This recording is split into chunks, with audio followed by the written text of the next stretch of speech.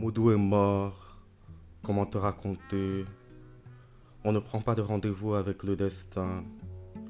Le destin empoigne qui il veut, quand il veut.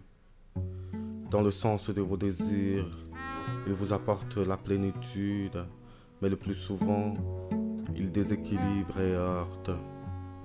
Alors, on subit. J'ai subi le coup de téléphone qui bouleverse ma vie.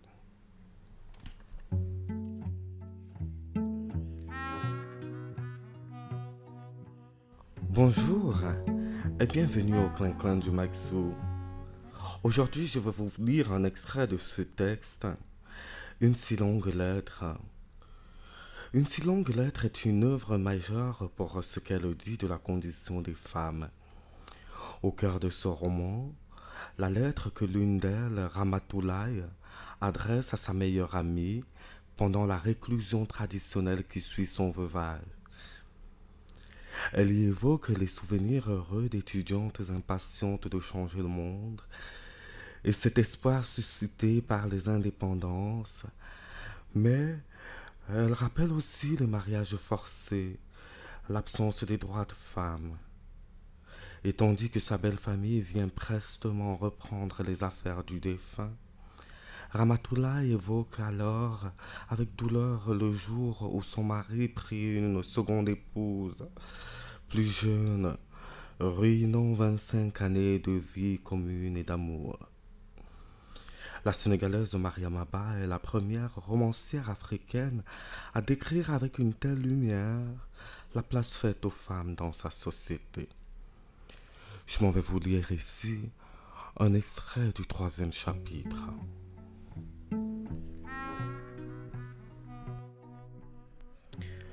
Le troisième jour, mêmes allées et venues d'amis, de parents, de pauvres, d'inconnus. Le nom du défunt populaire a mobilisé une foule bourdonnante. Accueilli dans ma maison dépouillée de tout ce qui peut être volé, de tout ce qui peut être détérioré. Des nattes de tout genre s'étalent partout où elles trouvent place. Des chaises en fer louées pour la circonstance bleuissent au soleil. Aimante et réconfortante la lecture du Coran, paroles divines, recommandations célestes, impressionnantes promesses de châtiment ou de délices, exhortation au bien, mise en garde contre le mal, exaltation de l'humilité, de la foi. Des frissons me parcourent, mes larmes coulent et ma voix s'ajoute faiblement au Amen, fervent qui mobilise l'ardeur de la foule à la chute de chaque verset. L'odeur du lard qui tiédit dans les calebasses flotte, excitante, et défilent aussi les grandes cuvettes de riz rouge ou blanc, cuisinées sur place ou dans les maisons avoisinantes. Dans des verres en plastique, on sert jus de fruits, eau et lait caillé glacé. Le groupe des hommes mange, silencieux. Peut-être ont-ils en mémoire le corps raide, ficelé, descendu par leurs soins dans un trou béant vitre refermé. Chez les femmes, que de bruit, rire sonore, paroles hautes, tapes des mains, stridentes exclamations. Des amis qui ne s'étaient vus depuis longtemps s'étreignent bruyamment. Les unes parlent du dernier tissu paru sur le marché.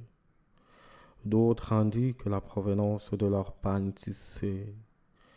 On se transmet les derniers potins, et l'on s'esclave, et l'on roule les yeux, et l'on admire le boubou de sa voisine, sa façon originale de noircir ses mains et ses pieds hauts et nez, en y traçant des figures géométriques.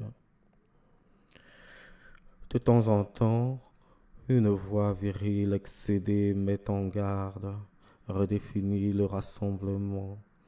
Cérémonie pour la rédemption d'une âme. La voix est vite oubliée et le brouhaha revient, s'amplifiant. Le soir vient la phase la plus déroutante de cette cérémonie du troisième jour. Plus de monde, davantage de bousculade pour mieux voir et mieux entendre.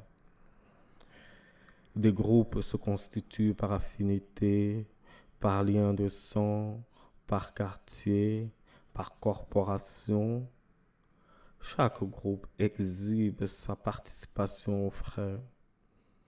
Jadis, cette aide se donnait en nature, mille, bétail, riz, farine, huile, sucre, lait.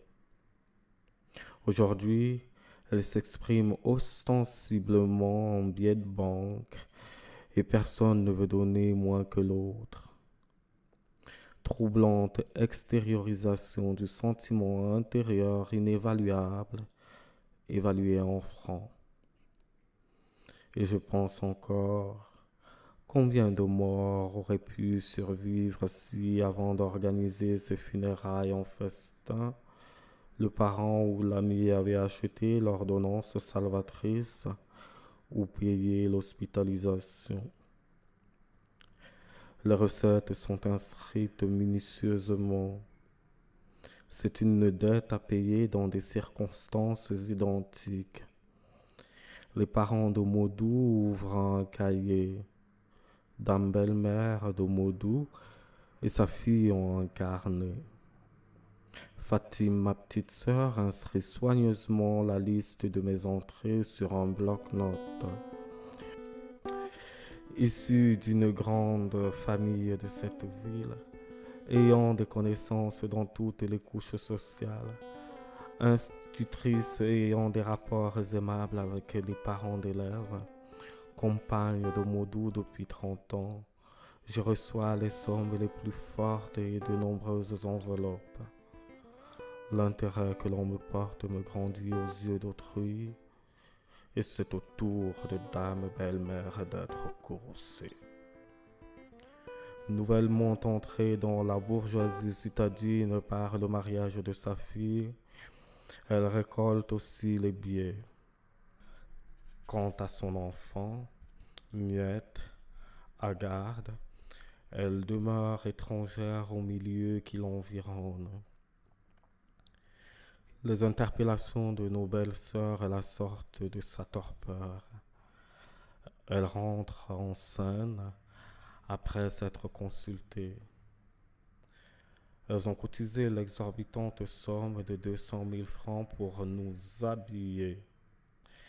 Hier, elles nous ont offert de l'excellent tiakri pour étancher notre soif. La griotte de la famille Fall, fière de son rôle de liaison transmis de mère en fille.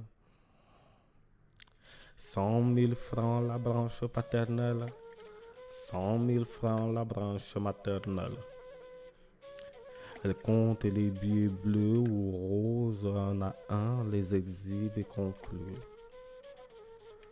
J'ai beaucoup à dire sur vous, Fall, petits-enfants de Damel Madjojo, qui avez hérité d'un sang royal, mais l'un de vous n'est plus. Aujourd'hui n'est pas un jour heureux.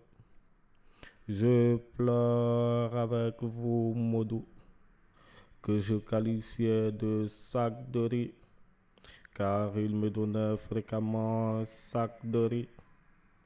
Recevez donc les sommes, vous, digne veuve d'un homme digne. Chaque veuve doit doubler sa part, comme sera doublée l'offrande des petits-fils de Modou, représentés par la progéniture de tous ses cousins et cousines. Notre belle famille emporte ainsi des liasses laborieusement complétées et nous laisse dans un dénuement total nous qui aurons besoin de soutien matériel. Voilà, c'était la lecture d'un extrait de ce magnifique roman Une si longue lettre de Mariam Abba. D'ailleurs, je pense que c'est le seul roman de cet écrivain sénégalaise. Mais avant de finir, j'ai envie de vous présenter Le Regard Libre, cette revue de Suisse romande, Le Regard Libre pour la culture et le débat d'idées, avec un dossier notamment sur l'Afrique en mutation, où la rédaction revient sur le passé, le présent et le futur du continent. Je trouve que c'est assez intéressant et ça mérite d'être lu. Allez, à jeudi prochain pour une nouvelle lecture. Ciao!